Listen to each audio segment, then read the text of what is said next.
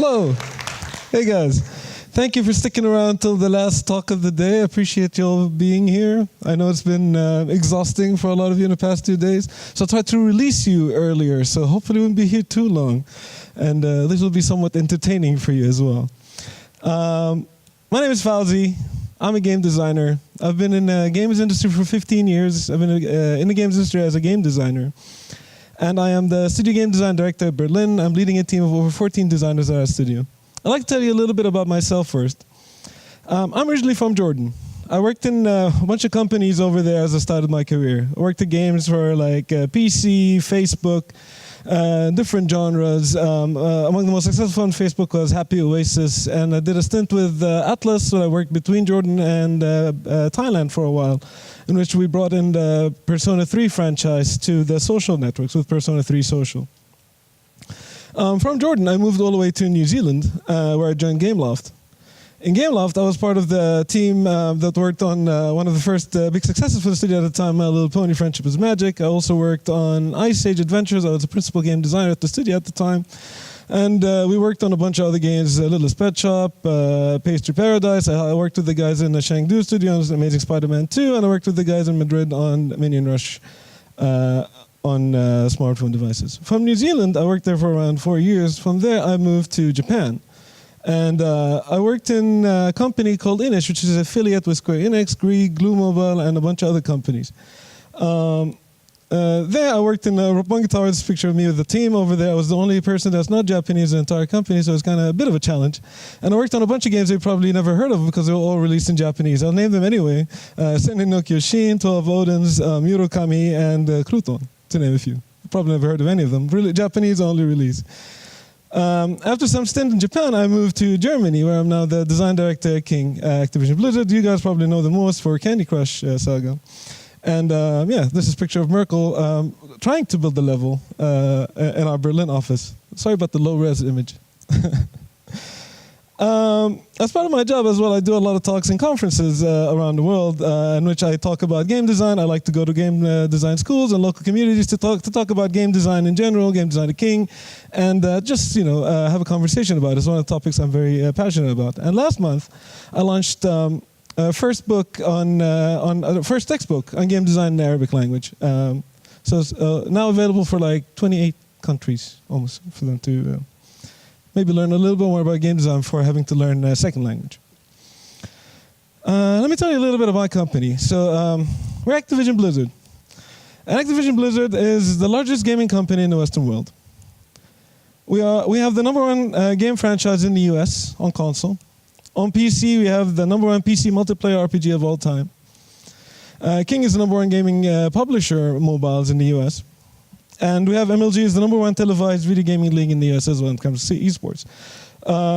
So our company structure looks a little bit like this. And you guys are probably familiar with a lot of these IPs and franchises I've been working on over the years.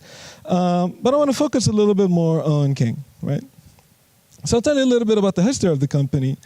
We were founded in 2003 as an online skill games. They were originally available through websites and portals such as AOL and Yahoo. And around the Q2 in 2011, we launched our first game of Facebook.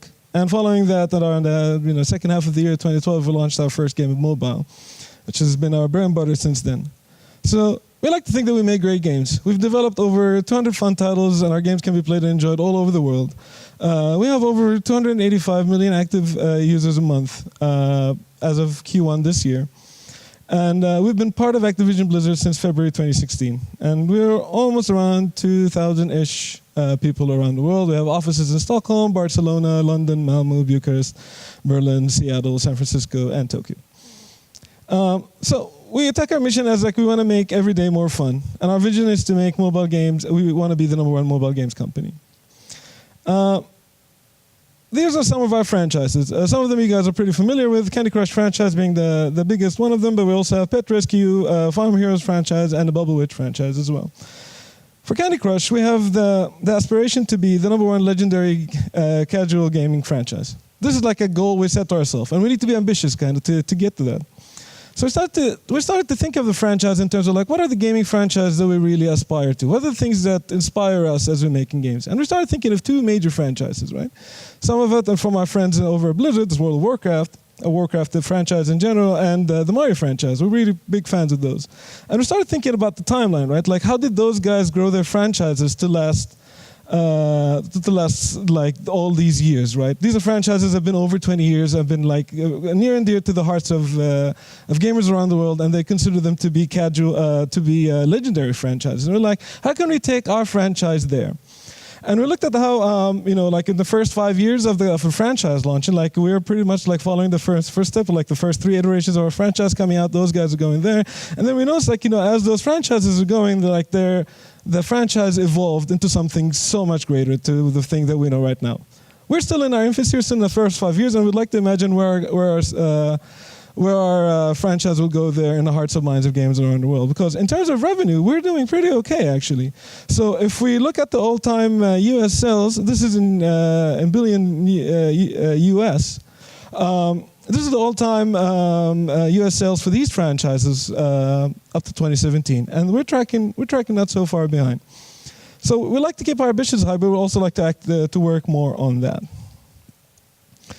So a lot of people play Candy Crush. Actually, Candy Crush has been played over 1 trillion game round, with time spent in game over 5 million years.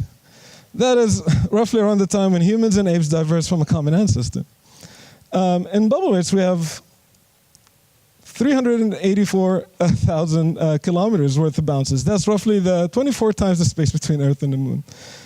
I'm telling you this because, excuse me, making games is hard.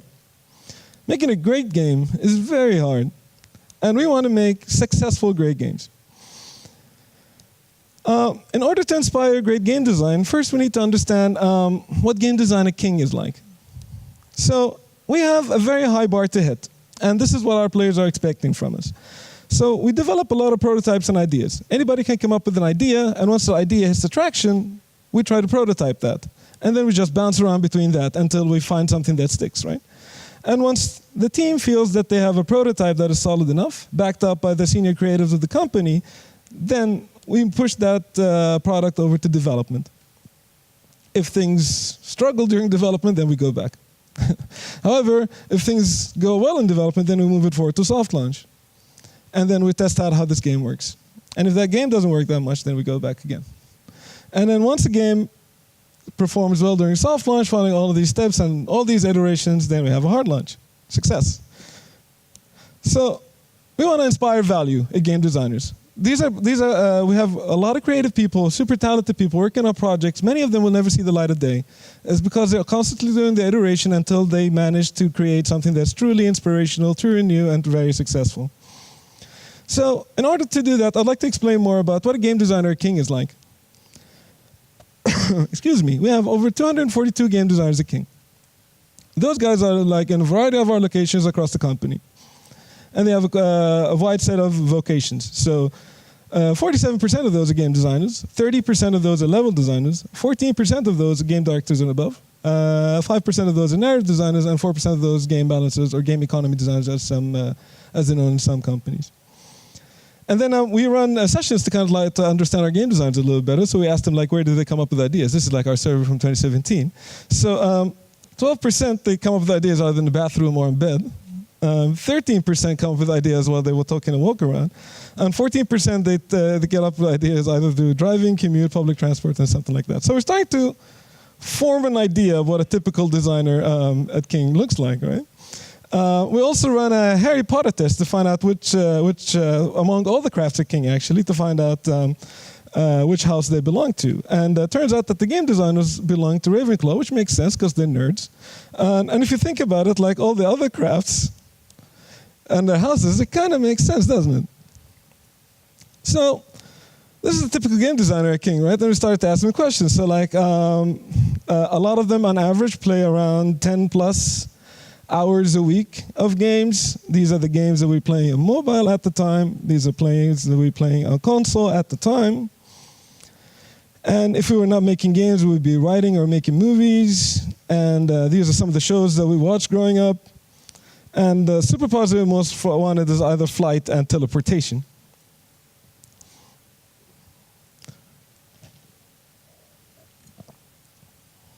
So I'm telling you all of this, like all these inspirations and all these things that come from it, is because great game design is either seen before or stumbled upon by prototyping it, right? True creativity doesn't come out of nowhere. Great game design would be either inspired by something you've seen before in different media, so as personal life experiences, different movies, games, or whatever, or different crafts. Sometimes you find out stuff accidentally while you're trying to prototype something. You stumble into a fun activity, and then you're like, oh, this is fun. I maybe try that out. This is a bit harder to formulate and predict. So we'll not focus on this in this talk. We'll focus on the former, which is inspirations. Analogous inspiration is when you look at other areas that are close to what you're doing for inspiration. This becomes narrow over time. Therefore, like, this is why you probably heard it from a lot of game designers, like, that's idea, I came up with this game that just came out.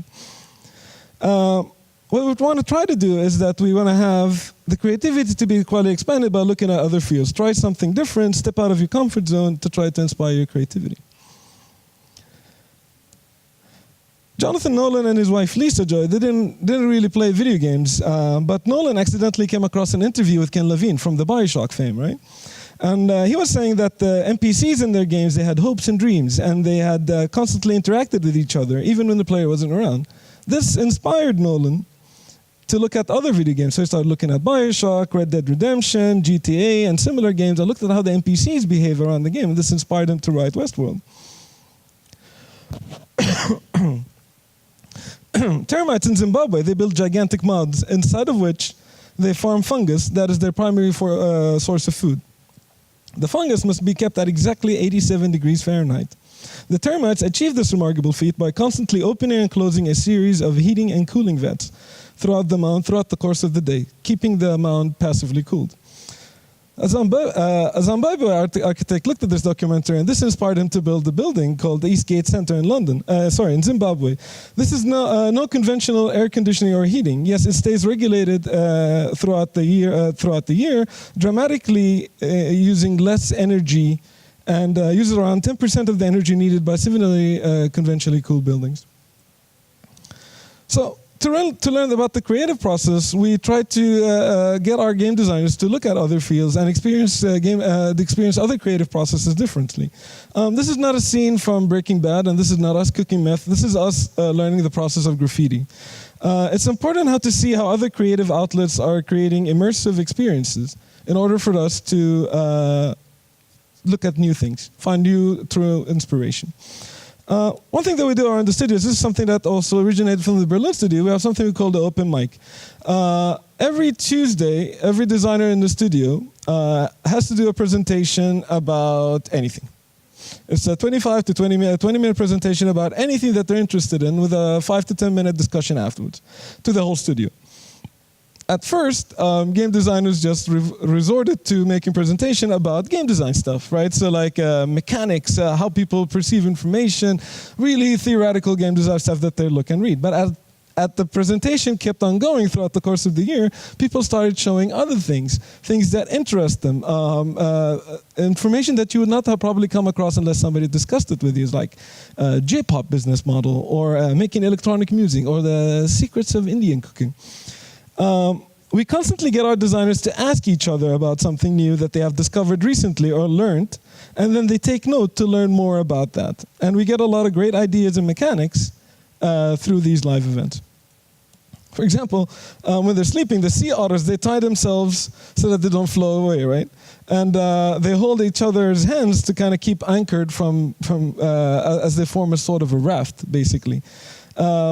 We like game designers to think like there must be a game mechanic there somewhere. Maybe there's a social game mechanic in which, like, if the more friends you add, the more anchoring you can get within a certain game that you're working on. We also like to experiment and run different innovation exercises. This is an example of one of them. We call it breaking the rules, right?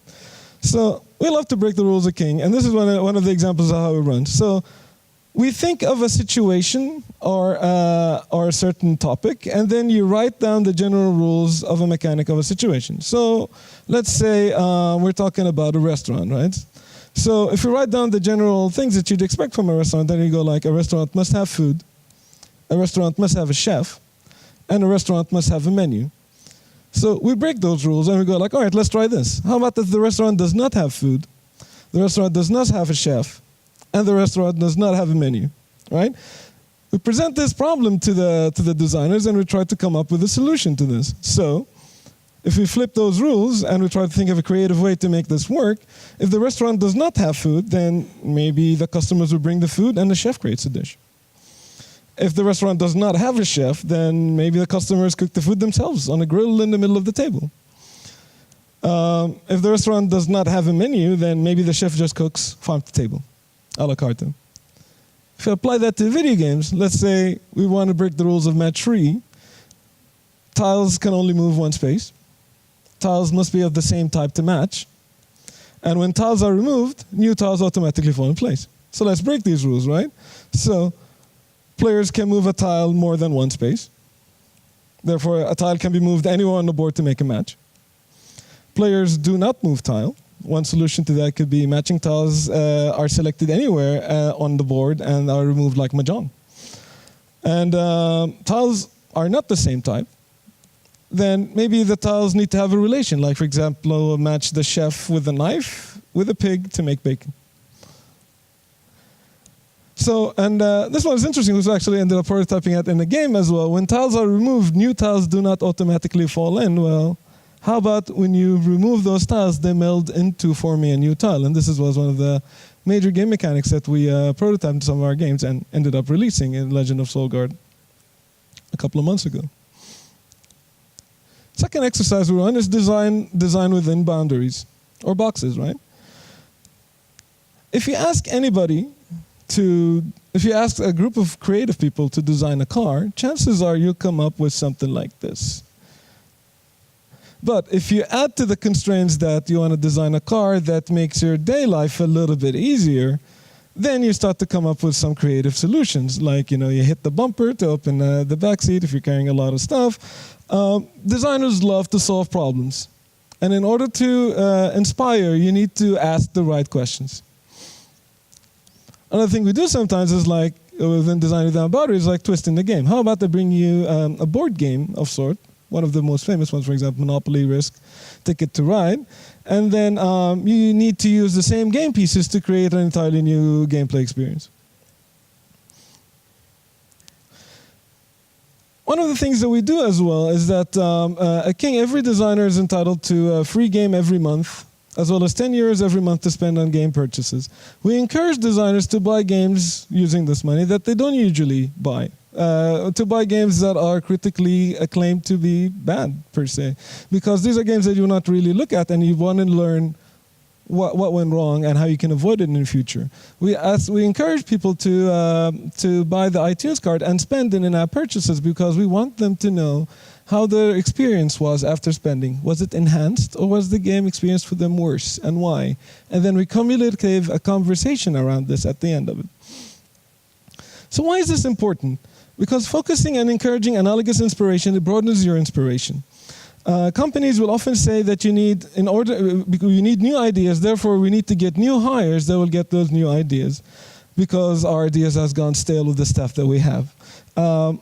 We don't agree with that. You just need to inspire designers and make them see things from a new perspective and offer them new lenses to see new designs through. I want to talk a little bit about value.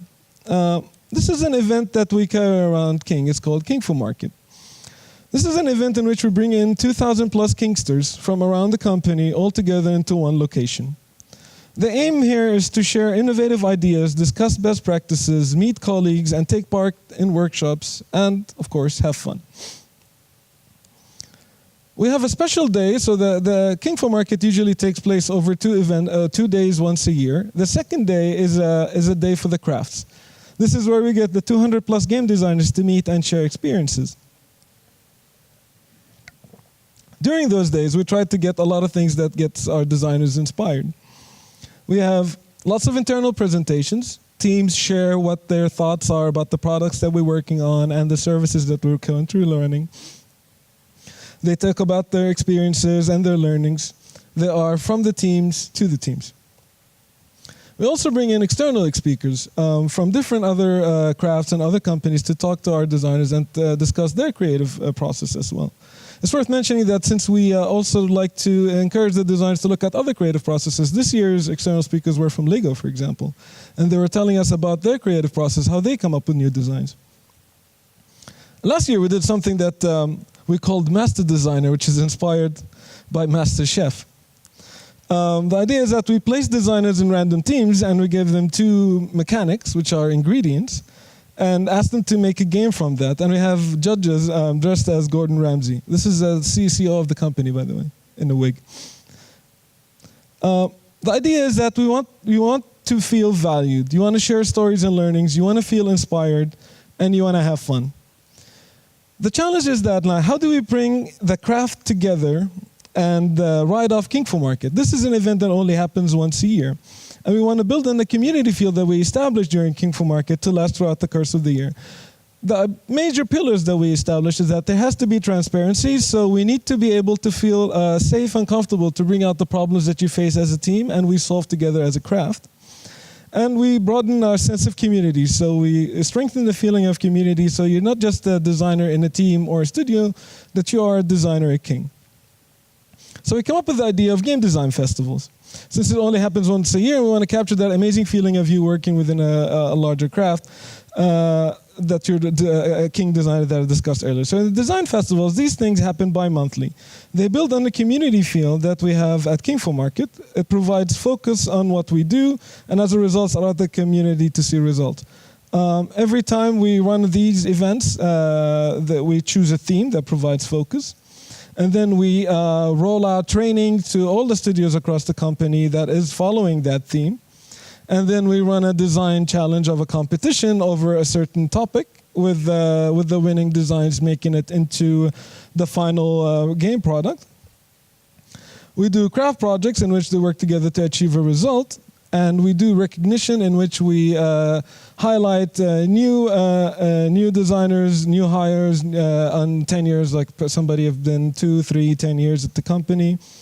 And then we share knowledge, so designers would prepare presentations around that theme to share with their colleagues, as well as a giveaway. So I'll give you an example about one. The first one was about community. And the giveaway was every designer in the company got the sense of t-shirt, and we had the guys becoming really creative with where they were wearing these t-shirts or photoshopping themselves into like fun situations.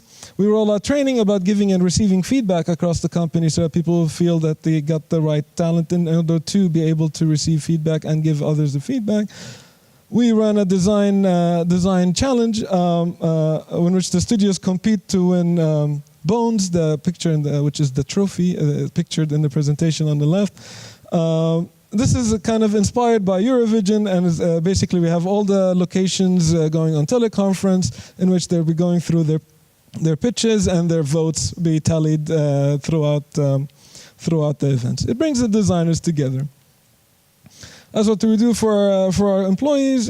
We give designer profiles in which we highlight one of the designers in the companies and give them a little bit about themselves, so like a small interview per se for people to know them. And every month we show the 10 years of these designers joined this company this month, how many years ago.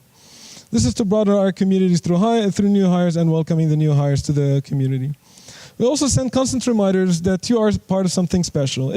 It's easy to forget that when you're making games every day that you are part of this amazing thing that's happening, that we are creating video games and inspiring people around the world. We send out emails about to the game designers of what's happening in the game industry of that week and the stories about the game industry that inspires you. So we invest, so to sum things up, we invest in creative talent. We broaden analogous inspiration, to inspire and fuel their passion. We show value, offer training, lots of knowledge sharing, and a strong feel of community and family. And because of this, we have very low turnover and high engagement, which is measured by a pulse survey. It's something that we do every quarter in which we measure the engagement of our employees across the company, so we get the feeling of how things are going. And we make sure that high engagement and low turnover creates an inspiring, creative environment. Thank you.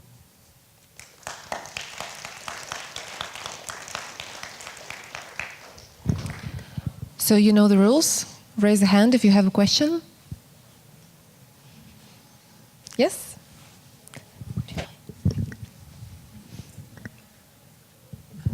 Hi, thanks.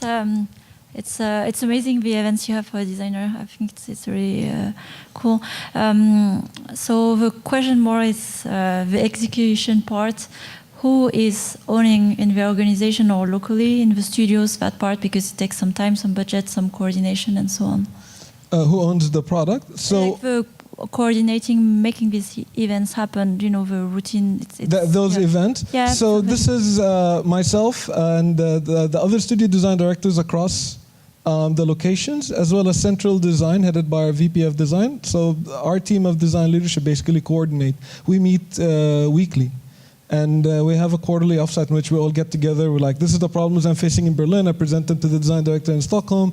He tells me, yeah, we dealt with these this way. These are some of the problems. And we have this ongoing conversation. Okay, amazing. Yeah. Cool. Thank you, Fawzi. Anytime. More questions? Yep. Thank you for lecture. I got a question. How many prototypes you lived at all at the end, percent? And how many iteration of your prototype regularly proceeding in the process? How many before die? I don't have a percentage in mind, to be honest, but it's very little. So like we would have at one point maybe 25 prototypes running at the same time in the company, and maybe 1 or 2 would survive eventually. More than that, move on to the next stage from a prototyping stage. But the games that will survive soft launch, they're not that many. I mean, like we had 1 launch this year so far, 1 big launch this year so far, and the next big launch is coming up next week, which is the new Candy Crush game. But yeah, we had to learn how to grow a sense of ownership, but not attachment. Thank you. No worries. A second.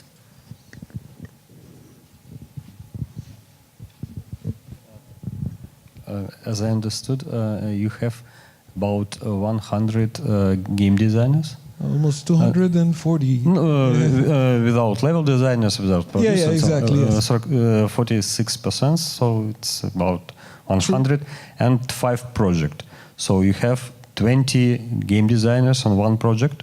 5 projects? No, not necessarily. No. So on these projects worked on only part of game designers and the other make on prototype? Yeah, so those guys are scattered between the live games that we have, prototypes, game ideas, games within production that are currently right now. And how many game designers usually work on one project? Depends on the current project like Candy Crush Saga, Soda Saga, and the live games. Just game designers, not level designers necessarily. Yes, right? yes. So game designers would be maybe 2 to 3 on a live project. Yeah. Okay. Thank you. Thank you.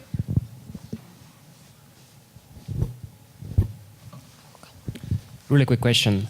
You mentioned credit for game designers to spend on in purchases. Can you share how many people actually use it or claim it? It's actually funny how much I have to chase the designers to buy their games, really. Maybe 50% of my team actually actively buys their game every month. Sometimes I end up going like, if you're like reminding people of getting them. New hires usually get their new games for the first 6 to 7 months before they start running out of ideas. So we thought of a solution for this for us to always have a constant discussion around the games that are coming out and have a discussion around that. And I found out that the percentage really increased a bit after that. Yeah. Thank you. No worries. One over here. Yeah. Hey Fawzi, thanks for the talk. Really interesting to know so much about King.